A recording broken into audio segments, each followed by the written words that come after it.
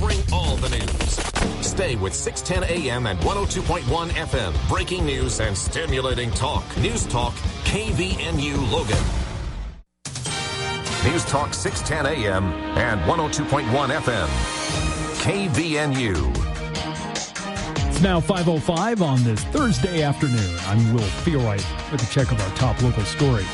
Well, the Logan Municipal Council postponed a scheduled workshop earlier this week on a proposed hike to electrical rates in Logan. That allowed members to be able to assist with a crowded public meeting that was discussing potential data center regulations. Now, Council Chair Mike Johnson on Tuesday suggested tabling the review until the Council's next meeting, August 18th. Now, the delay allowed council members to support Community Development Director Russ Hawley, who is addressing nearly 100 residents in an adjoining room. Now, proposed by Logan Light and Power Director Mark Montgomery, the resolution recommends a 2.5% overall electric rate increase that would begin September 1st. Now, under the proposed schedule, a typical residential monthly bill would increase by about $2.90. Now, department officials said that the rate hike is necessary to cover expanding infrastructure investments and rising power purchase costs, which have jumped from $25 million in 2022 to $30 million last year. Well, in other news, a 45-year-old man was shot and killed by law enforcement on Tuesday after allegedly pointing a firearm at a deputy and shooting a police dog in northern Idaho. Now, Kootenai County deputies responded to Wolf Creek Lodge Road, just east of Coeur d'Alene, following reports of an armed man who was contacting local children. Now, upon contact, the suspect, identified as Derek Robert Martin, allegedly pointed a gun at a deputy before fleeing into surrounding terrain. Now, members of the Kootenai County Regional SWAT team and sheriff's deputies brought in a canine to track Martin. Now, during the search, Martin allegedly fired several rounds, striking the canine. Now, officers then opened fire, fatally wounding Martin, who was pronounced dead at the scene. And finally, a man on parole is back behind bars at the Utah State Prison after allegedly attempting to deliver drugs to an inmate using a drone.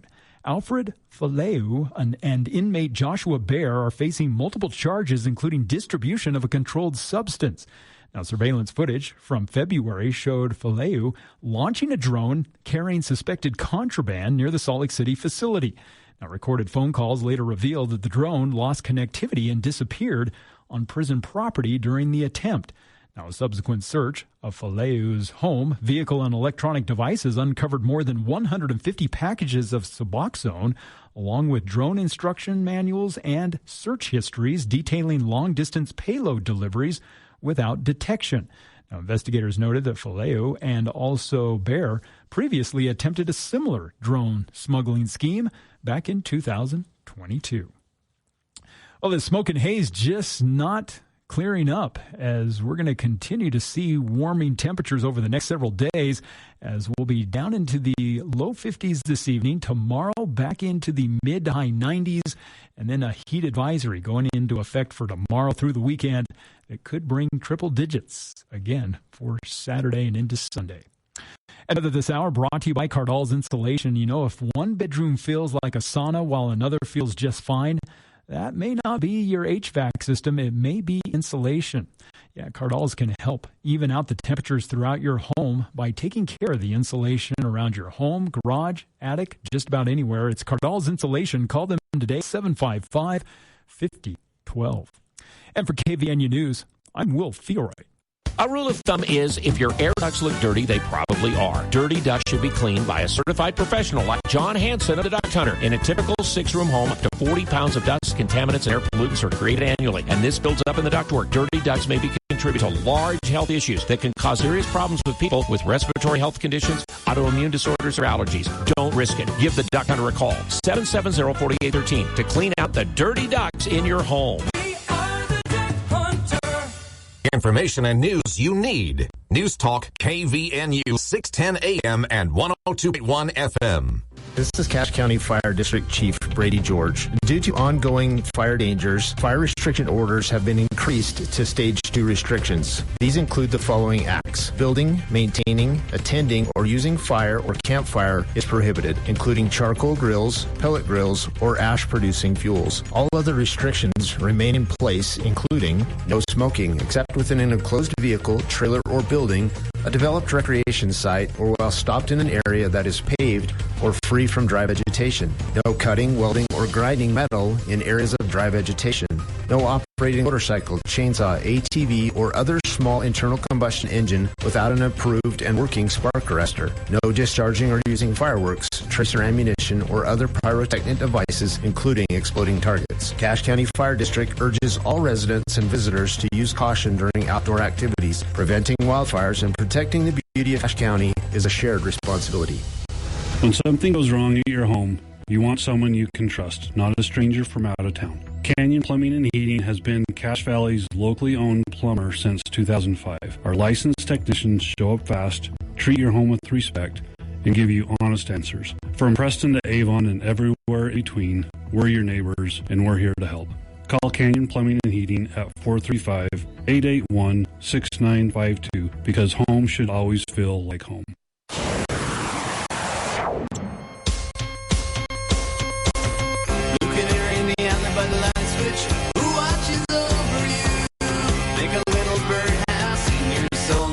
Welcome back to KVNU's For the People. Hour 2 of today's show. 97 degrees here at the Radio Ranch at 5:11 in the afternoon. That's fun, huh? It's cooler than it's going to be tomorrow, likely, though. So just, still those girders. And it looks like we do get a gradual bit of a cool down next week. So it's not here to stay permanently, those triple-degree temperatures. But tomorrow, going to be warm. If you're headed over to Raspberry Days tomorrow, Saturday, or Sunday, you're going to want to take some water, to say the least. But you should head over. It's a good time. All right, getting into hour 2 here, a very special guest joining us on the show. We spoke with this person just about a month and a half ago, director of the Hyrum City Museum, Jami Van Huss, about a exhibit that was on display at the Hyrum Museum and also on display in full until December at the state capitol. And Jami had not only brought a traveling version of this exhibit to Cache Valley in the Hyrum Museum when we last spoke, but had also been a part of curating the larger exhibit for the state capitol, again, there at the state capitol until December. All of this work got some recognition. And it's a national award that actually positions the Hyrum City Museum not only for this immediate recognition, but also places them in good standing for, say, potential future grant requests, things like that, even drawing exhibits into Cache Valley. It's a big deal. And Jami Van Huss, director of the museum, agreed to join us today to talk about how she did it. Jami, I know you're humble. You're not gonna take full credit for this, but you really have taken this museum to new heights in a lot of different ways, and I'm excited to see it getting some recognition. Thanks, Jason. Yeah, I mean, you're right. When you said, how did you do this?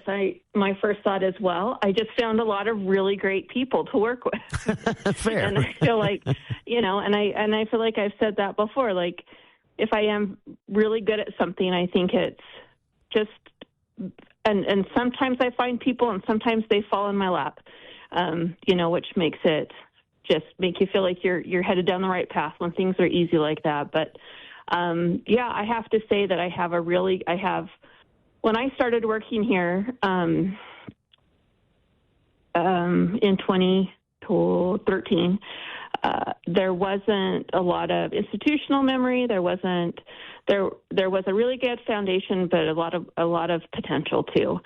And I knew I couldn't do it all myself. And so the first thing I was the employee part-time. I'm still part-time here in Hyrum.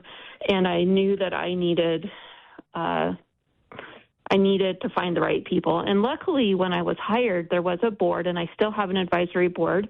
There's a few people that have been with me either the whole time or almost the whole time, or people that still come in. And so we've had really great community support throughout everything. And then I've been able to build a staff. We now have 3 staff instead of just me. I have a curator and an educator, which are both professional exhibits, and both of the people currently working in those positions are amazing, and we work really well together. And then just from there, reaching out into the broader museum community and really relying on museums throughout the valley, throughout the region, and really throughout the state, getting involved in, for instance, Utah's Museum Association and other professional organizations. Utah, I've told people, I'm actually on even a national board, and I've told them Utah's interesting because it's geographically a really big state. There's nearly 300 museums in our state, but I would say that we are really well connected.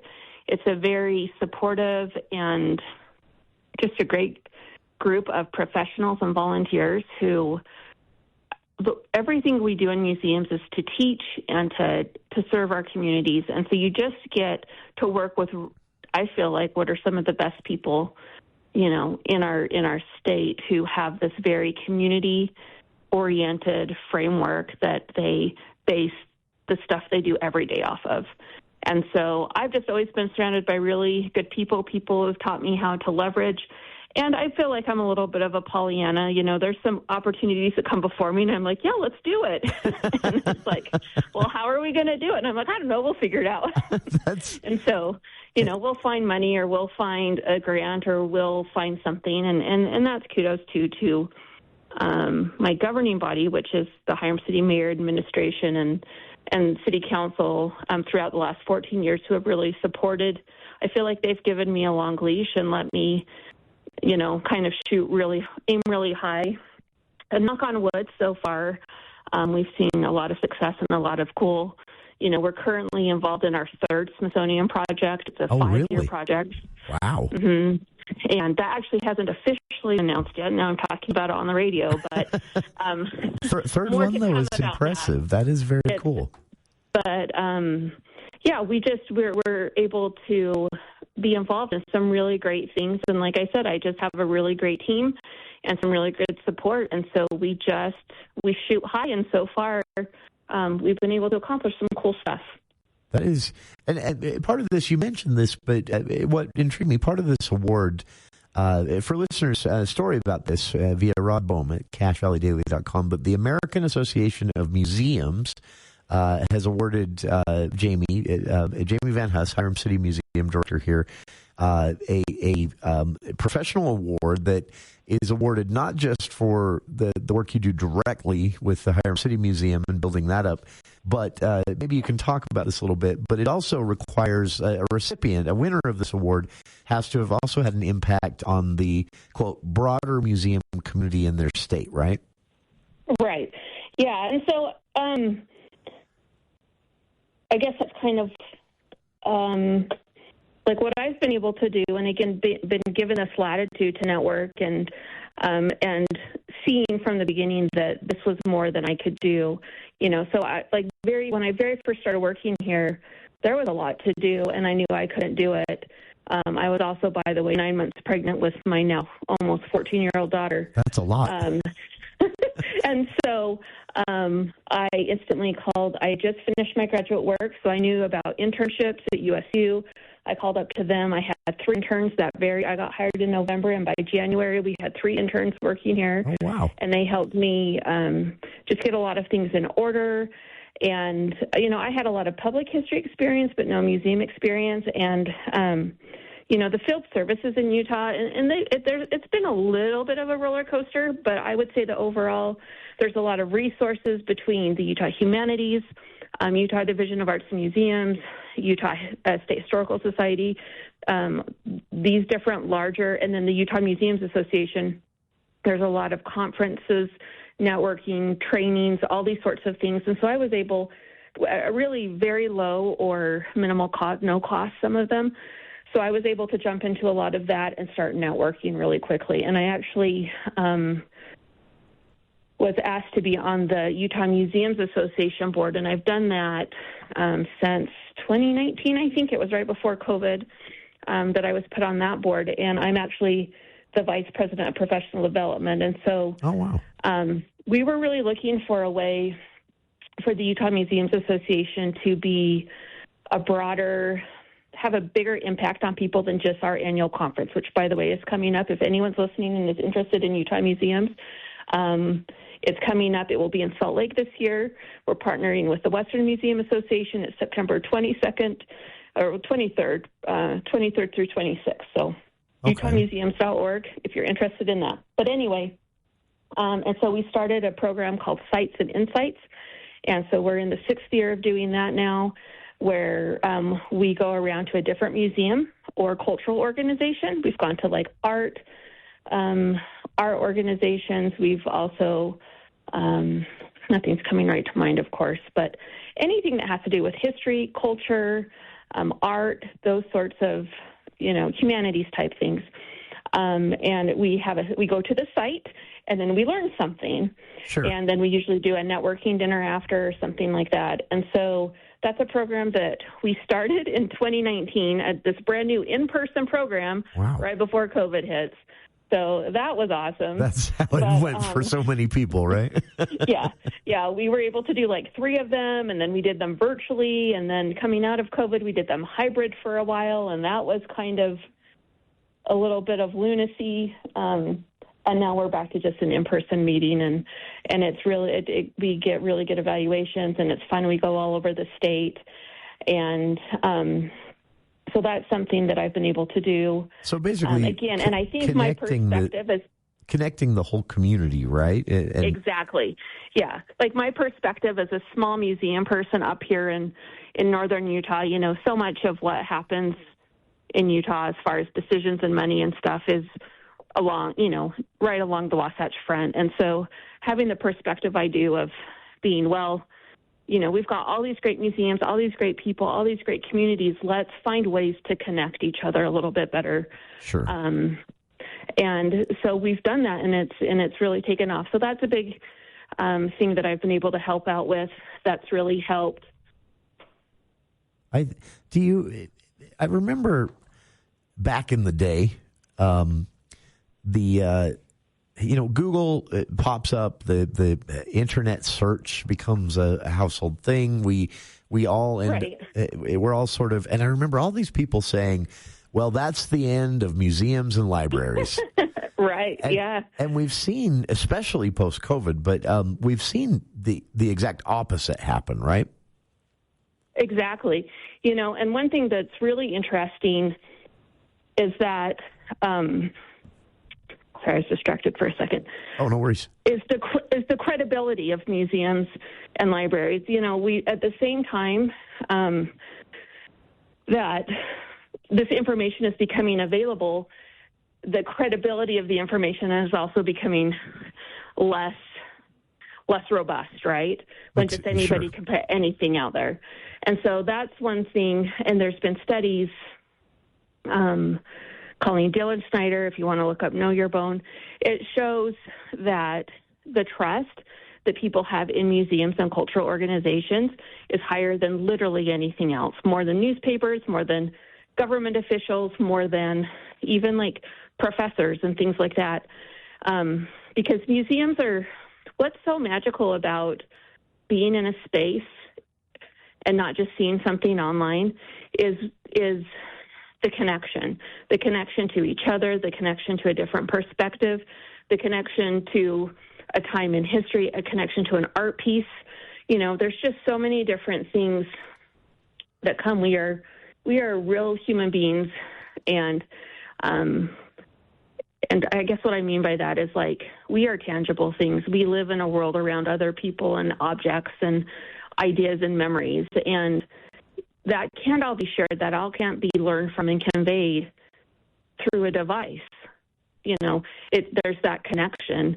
And so seeing an artifact, seeing a piece of art that moves you, listening to music, these are all things that are really what give us, that feed our souls. And So coming to a museum, and the other thing that's great about museums is, and I talked about this in the article, I feel like divisiveness is, again, with this lack of credible information, is just perpetuating. Sure. And so when you come into a space, a trusted community space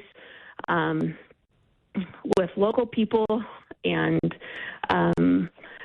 who work, especially when you have, who are working with partners, who are bringing different perspectives without agenda. Sure. It's literally we're not trying to persuade you. We're not trying to get you to vote for us. We're not trying to get money from you.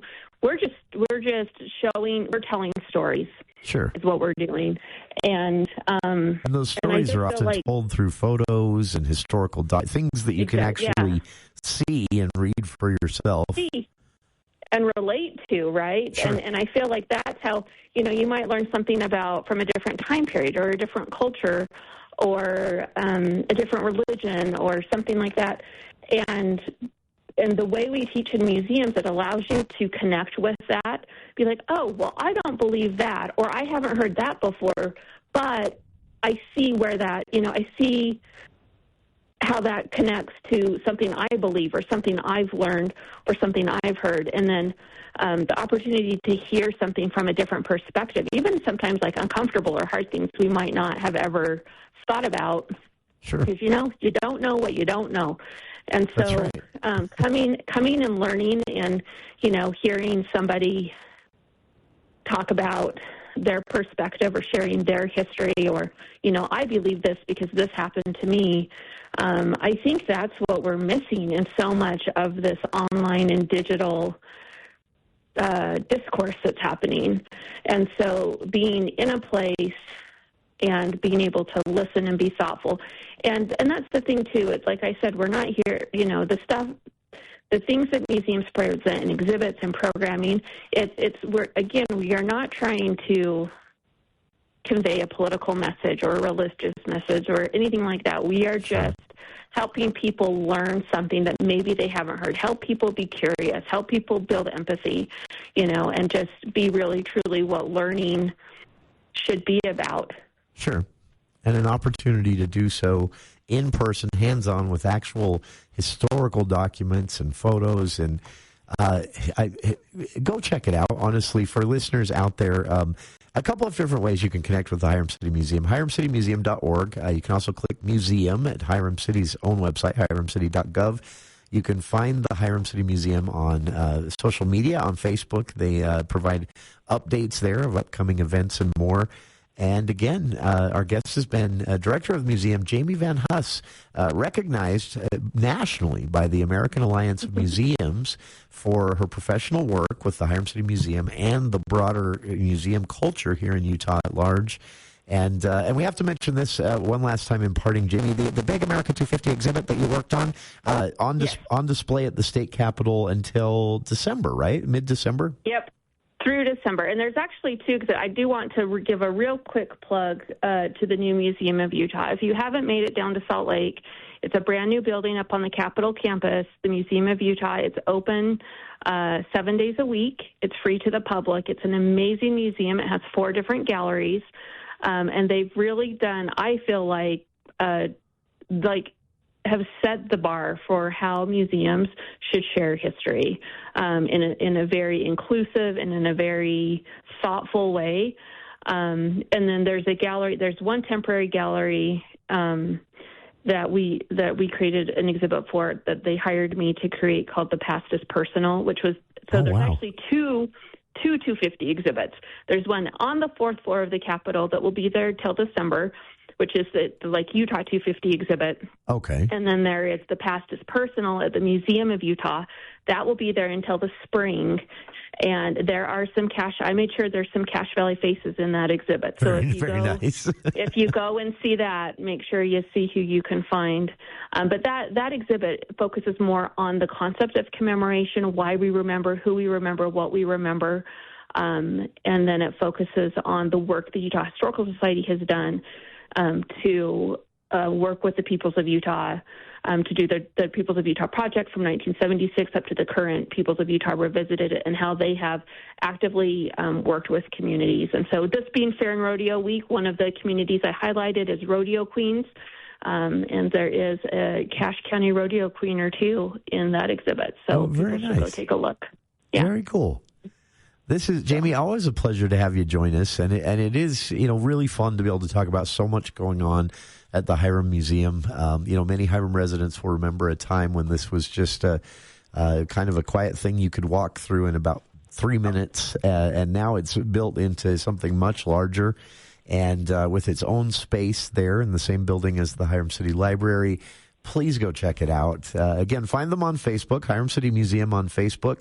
You can also visit hyrumcity.gov. Just click on museum there, or hyrumcitymuseum.org. So a bunch of different ways you can connect with them, see more details about the August 15th commemoration event and Jami's work overall. And Jami, again, thank you for taking so much time for us today. A pleasure to have you join us, and congratulations, a big national award for your work, and I can't wait to see what you get up to next. Awesome. Thank you so much, Jason. I appreciate your time. Oh, my pleasure. And we'll speak again soon. Sounds good. Thank you. Thank you. And thanks to our listeners as well. Stick around. More of For the People after this look at the news with KVNU's Will Feel Right.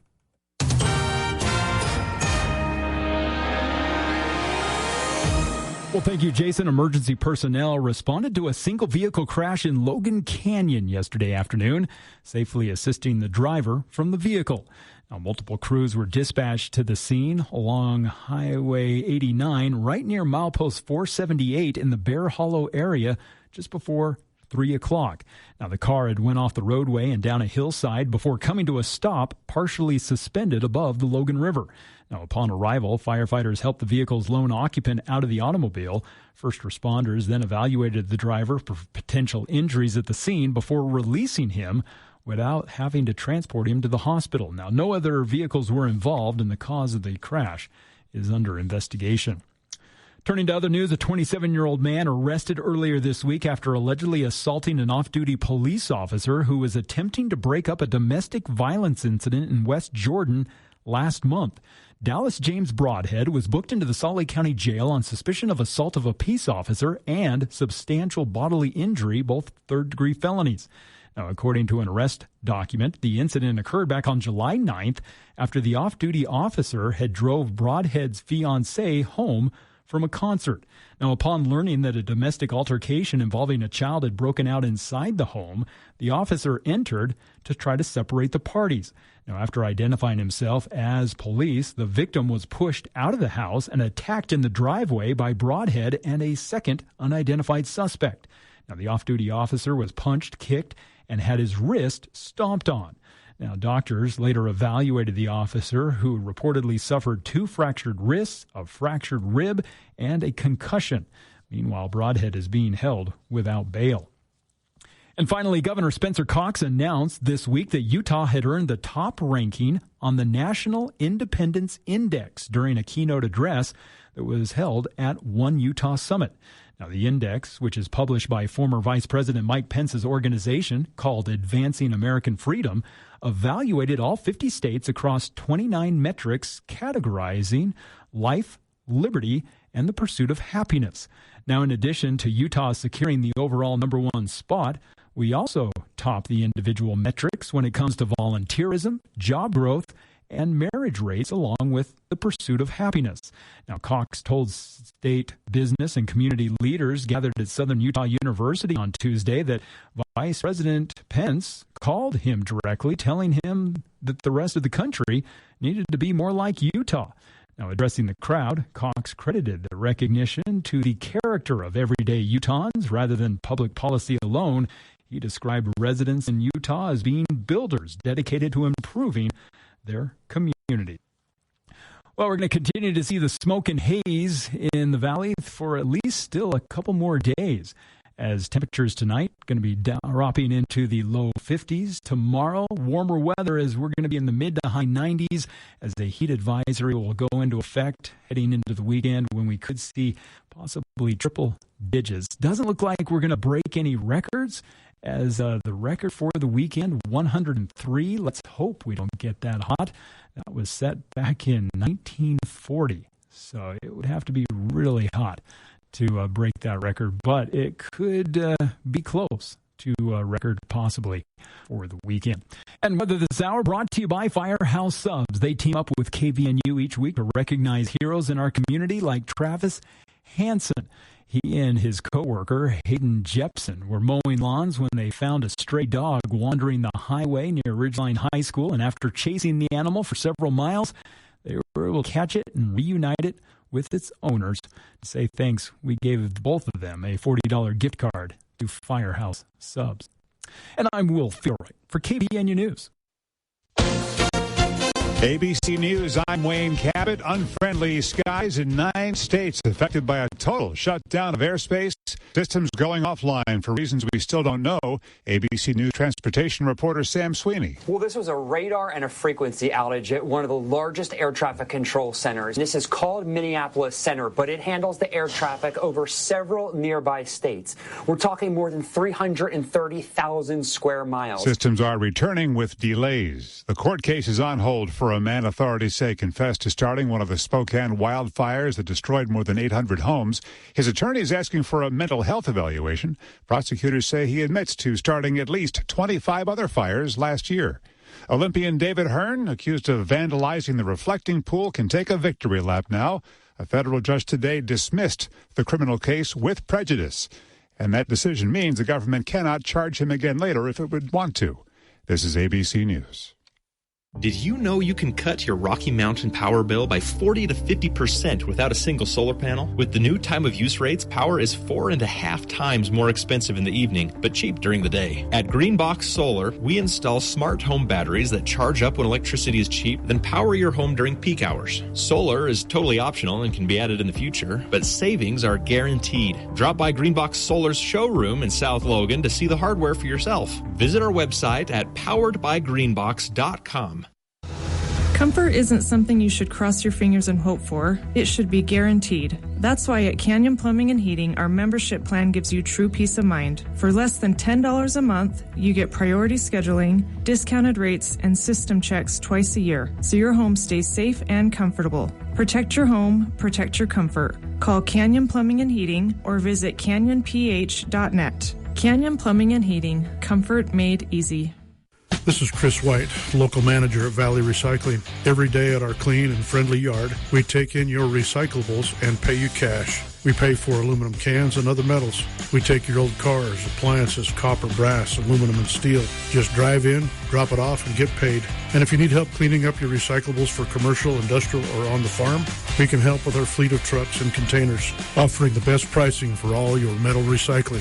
Valley Recycling at 145 North, 10th West in Logan. This year, as America celebrates 250 years of freedom, let's remember the heroes who helped protect it. Not every veteran comes home to stability. Some struggle to find housing, support, and a place to call home. On Saturday, August 29th at 8 a.m., join the USA Project Valor 5K run at Heritage Park in Nibley. Every registration helps provide housing and hope for struggling homeless veterans. Registration is just $35. Run for a cause. Run for a veteran. Sign up today at usaprojectvalor.org. Intermountain Budge ENT Clinic has an experienced and caring team of physicians and staff to assist you with all of your ear, nose, and throat concerns, including head and neck surgery. Doctors Kaiser and Wilson and their staff at Intermountain Budge ENT Clinic will work together to provide excellent care and support throughout the entire surgery process, from your pre-op visit to your full recovery. And they accept all insurance. For more information about Doctors Kaiser or Wilson, search Budge Clinic ENT or call 435-716-1420. Local care with Intermountain expertise.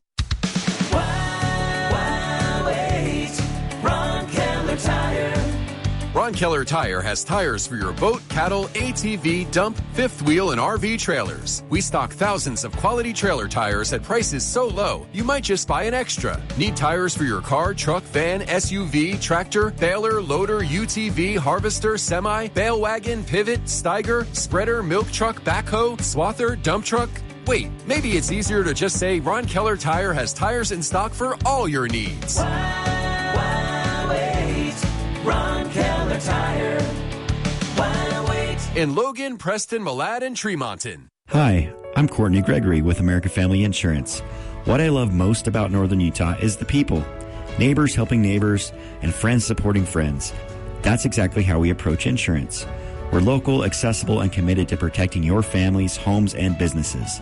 If you're looking for an insurance team that's here when you need them, stop by our office next to Logan Lanes or visit boxelderinsurance.com. American Family Mutual Insurance Company, SI, and its operating companies. American Family Life Insurance Company, 6000 American Parkway, Madison, Wisconsin.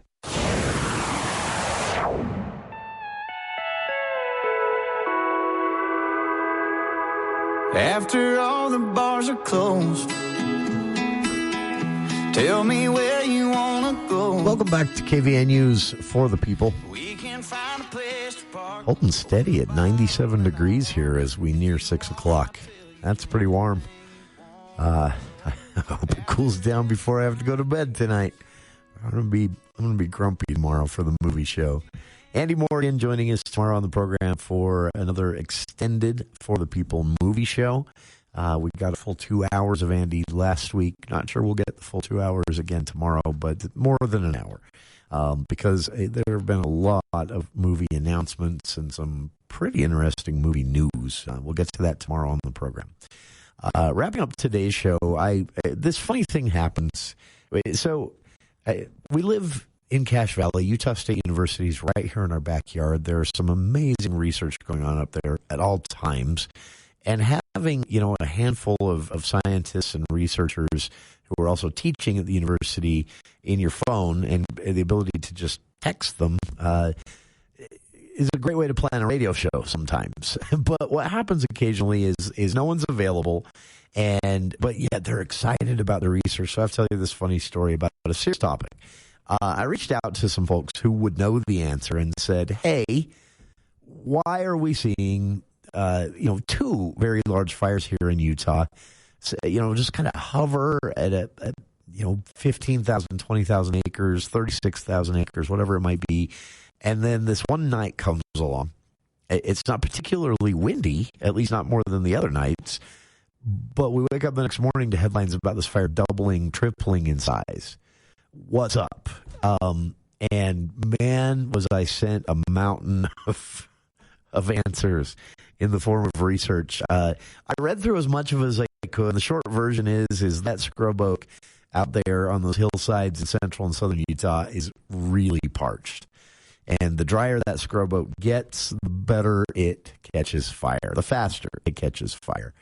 The two fires I'm referencing here, the Cottonwood fire in late June, ultimately for being considered contained, was nearly 100,000 acres. But there was this night in late June when it increased in size by more than 20,000 acres overnight. And then the same thing happened with the Widemouth fire, currently listed as 0% contained as of this morning in Millard County. And that escalated just last weekend, overnight, escalated from, evening, escalated from about 36,000 acres as it was listed on Sunday to, by Monday evening, 84,000 acres. And that one, by the way, is expected to get bigger. That's the one that they looked at the conditions. They looked at how, if you've seen the video, everything from 100-foot flames to fire tornadoes, which implies there is extreme heat at the front of that fire as it moves through new fuel. No attempt at firefighting is going to do a thing until that fire settles down a little bit. So they're keeping it. They're keeping it to a channel they've created to stop its eastern and western progression. But as far as it burning, well, I guess it's kind of burning northwest.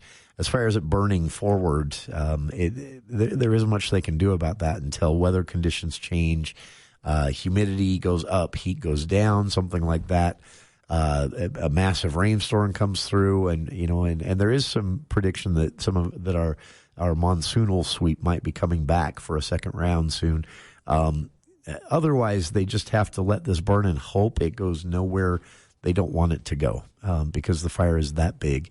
And again, this all comes back to fuel. But I was told by researchers at Utah State University that when you see a fire do that, when it doubles in size overnight, what usually happens is the fire's already burning through some really great fuel, really parched, dehydrated grasses, scrub oak, things like that. On top of that, throw in something like maybe terrain that makes it very difficult for firefighters to get in there, cut lines, and do what they do.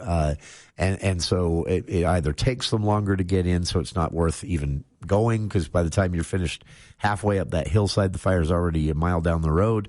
Or you go in and you do what you can, but because of the conditions that exist, the wind just blows it straight across your fire line, and all your work was for naught. All of those things are factors, but in the end, I was told it really comes down to fuel. And so what happens as the sun sets and rises in the morning, of course, you get pressure changes as temperatures, start to vary a little bit more, and that creates a breeze or a wind. And that's all it takes to just have a fire shooting across acreage of land, all throughout those. Usually, they said the early morning hours is usually when that kind of thing will happen. So that was the answer I got. But in the end, it's coming down to just how dry all that scrub oak is there in Millard County. That's the short answer to why you see the Widemouth fire gaining so much acreage overnight between Sunday and Monday afternoon. Again, more than doubling in size, and still listed as 0% contained. So basically, Utah got the trifecta you don't want to win this year. Hotter, drier, and windier than usual as well. This is a difficult thing to wrap your head around. So I reached out to some folks at the state who have, also had on the show before, and I texted them and I said, "Can we organize something to get you on to talk about this?" By the way, the answer to that was yes, just not today. We'll be doing this sometime next week, hopefully. But I reached out and said, so if this is a new normal, the last let's say 3-4 years of wildfire have been not as bad as this year, but worse than before. If it's the new normal, what do we do? And the answer might, I think, shock a lot of people, although it makes sense if you think about it. The answer is better prepare the communities that are going to be prone for this type of thing to react. And to put that another way, it's the ready, set, go model. Bug out bags, if you will, in the basements and closets with all the important documents, birth certificates, legal documents, wills, trusts, things like that. The pets, having a plan for the pets. So basically, in some communities in Utah, the real solution here isn't going to come in better ways to fight wildfires. We fight them as good as we can currently today. And if their frequency is such, if their fuel availability is such, only so much realistically humans can do. Also, storm comes through, sparks 3 or 4 through lightning. Your firefighting resources are already taxed out from all the large fires you've had already. Storm comes through in August, sparks 3 fires. I mean, it's just a recipe for disaster in a lot of different fronts. So, this is something apparently that the governor's office, public safety representatives, Utah Department of Public Safety, even Utah Ag and Food have been a part of these conversations, but they've been talking about what can be done to just basically make it the response from the community to an evacuation order or warning a bit better, meaning that you get all the people and hopefully all the pets, animals, that you can at least. I know it's harder with livestock, especially if it's a rapidly moving fire. And then firefighters don't have to worry about that. They can focus entirely on either fighting or containing and directing at least the fire. That's something that was also reinforced in these conversations I had with researchers today. That even if they decide, like this Widemouth 2 fire, they've decided there's no point in trying to fight it, to put it out. It ain't happening. It's too big, it's got too much fuel, and it's too hot, even at night times, for them to be effective in any way trying to fight this fire. But what they can do is put all their resources towards containing and directing it. containing it east to west, for example, in the case of this fire, or directing it where you would, if it's going to keep burning, directing it to an area that you would prefer it burn as opposed to one you would definitely prefer not. So basically what might end up being the long-term solution here is we all get better at evacuating. Now, obviously, that's going to come up more often for some than others here in Utah. If you live in downtown Logan or even downtown Hyrum and Wellsville, or near, the odds that you're going to be dealing with this are low, but not zero. If you live in some of these newly constructed areas of housing throughout the valley that you can see, encroaching on those wildland-urban interfaces, areas that have been traditionally hillsides full of dry grass, the more firefighters have to put into making sure everyone is out and safe, the less resources and energy they have for actually fighting and containing the fire, or even in the case of Widemouth 2, just directing it in a way that is less dangerous to life and property. So that when I first read that, I thought, well, that's not much of a plan. But then I realized that to a certain extent, I think all of us have this attitude that some kind of suppression effort when there's a wildfire is always going to be available and is always going to work. But we have one or two, at least, reminders every single year that suppression efforts have limited utility, regardless of the training, skill, and bravery of each and every firefighter and supporting personnel out there, which they absolutely deserve credit for. Most of us have only seen video. I did, at the invitation of a firefighter friend, have an opportunity to stand and hear and feel the heat off of a wildfire once, and I will never forget that, and I will never forget what it must be like to suit up and run towards that, which is what firefighters do when there's a wildfire. That said, we have to be realistic about where we live, the weather patterns that we have witnessed our whole lives, but some that are getting a little more extreme the last several years, and the fact that we've been seeing wildfires increase in Utah for 20 years in frequency each and every year. So the solution in the end is not likely going to be some massive breakthrough in wildfire fighting technology or something that changes the game. The solution is likely going to be, at least for a lot of Utahns, getting better at evacuating. A sobering thing to realize, but that is really the plan. What do you think? 753-5868. We'll be back with more of For the People right after this. News Talk 610 AM, 102.1 FM, KVNU.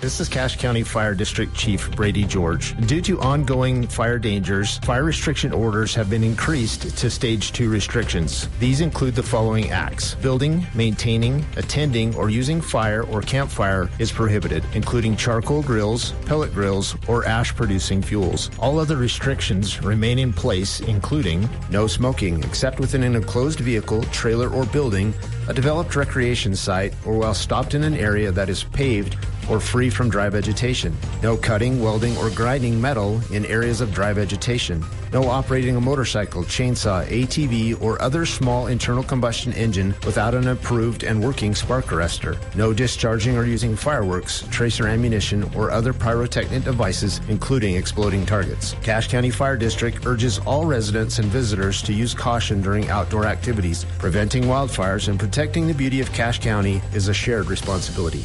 Planning a summer getaway, or do you have friends and family arriving in Logan? Whether it's hiking, biking, fishing, family vacations, outdoor concerts, or exploring beautiful Cache Valley, you need a great place to stay. The absolute best deal in town is the Bomb Hotel and the Aggie 79 special. Stay for just $79 per night. Enjoy clean, comfortable rooms, friendly service, and outdoor pool, plus a free full breakfast for just $79 with Aggie 79. Call 752-5220, 752-5220, and book your summer stay stay today. For 50 years, Discount Tire and Automotive has kept families moving safely. Celebrate our milestone 50th anniversary sale now through August 20th with our biggest deal of the year. Buy 3 tires and get the 4th free. Plus, get a $50 alignment with any 4-tire purchase and save up to $200 on top brands like Michelin and BF Goodrich. Need mechanical repairs? Take 5% off to celebrate. Thank you for 50 great years. Visit us in Providence, Logan, and Smithfield or at webtires.net. Hi, I'm Nixie Christensen, your Cache County's junior queen. I want to invite you to the Cache County Fair and Rodeo August 5th through the 8th. Along with the Carnival, 4-H Junior Livestock Exhibit, and 4 nights of fun at the rodeo are all reasons we are a 6-time Best of Northern Utah Gold winner. So come on out this August 5th through the 8th and don't miss out on the action. I can't wait to see you there. So come on out, let's have some fun at the Cache County Fair. We've got exciting news. Bassett Electric won silver in Best of Northern Utah. To our customers in this incredible community, thank you. Here's to continuing to light up Northern Utah safely, reliably, and with heart. If you're looking for that hidden gem and you're ready to turn your stuff into someone else's treasure, don't miss Cache Valley's biggest garage sale coming to the Eccles Ice Center parking lot Saturday, August 29th from 8 to 3. Sponsored by DD Auto and Salvage. Booths, food trucks, free kid zone with inflatable fun, and garage sale deals you have to see to believe. Reserve your space now, CacheValleyGarageSale.com for Cache Valley's biggest garage sale, August 29th. Sponsored by DD Auto and Salvage. Always the most for your junk car and metal. Finding comfort outdoors by upgrading your landscape is easy with the creative touch of Canyon Landscaping. Imagine beautifully designed planting beds, an outdoor patio with landscape lighting to help you relax, entertain, and enjoy your home. Your project designed around your lifestyle and professionally installed, on budget and on time. See their work at CanyonLandscaping.com or call 752-3838 to get started right away. Canyon Landscaping. Look for the leaf. The Garden Guide with Mark Anderson from Anderson Seed and Garden.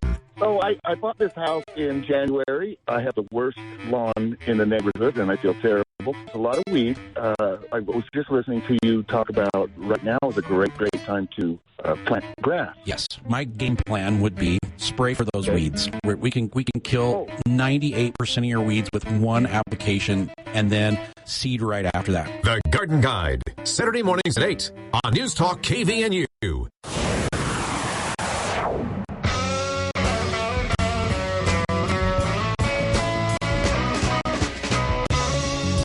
Welcome back to KVNU's For the People. You knew it was coming.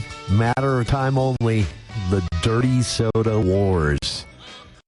Salt Lake Tribune with a lengthy feature article today by the Tribune's Peyton Harkins on swig and the dirty soda industry. The article or interviews, focus on a woman named Michelle Skidmore who opened a non-swig branded dirty soda shop in Idaho Falls where there was no swig at the time. And the CEO of Swig, Alex Dunn. Both are interviewed, and the comments go back and forth between the two. But the stage that's set, basically, is you have this company, Swig, that started in St. George 16 years ago, widely credited with creating what is now a nationwide dirty soda craze, and a company that also now has more than 160 stores, with ambitions of, according to the CEO, becoming the, quote, Starbucks of dirty soda. In fact, the company, Swig, just that one company, the first one and the biggest, has opened on average a new store every 6 days this year, nationwide. That is wild. The sad part of the story, though, is that Swig, of course, brought this dirty soda craze into being over the last decade and a half, and it led to a lot of, low-cost startups. And now, because Swig has gotten so big, they're in competition. But, of course, one company's huge, the others are very small. And it's unfortunately, according to Skidmore, who started one of these smaller, non-branded dirty soda shops, she said that it is impossible for the small ones to compete. She said SWIG has been effective. They've cornered the market, and most likely, she predicts a couple of years from now, that might be the only one you see out there, which is a trend that happens often in many industries when one company sees major success that drives the others out. Asked for comment on this, a lack of competition or their own success maybe flooding the market with their own products. CEO Alex Dunn told the Salt Lake Tribune, "We are focused on our customers, not what's happening with our competition." So for now, though, you can still see a lot of non-SWIG branded trucks and trailers and even permanent locations throughout Utah and the Intermountain West. So maybe go support them while you can, because SWIG is that big. I didn't even plan that one. That's our show for today. Thank you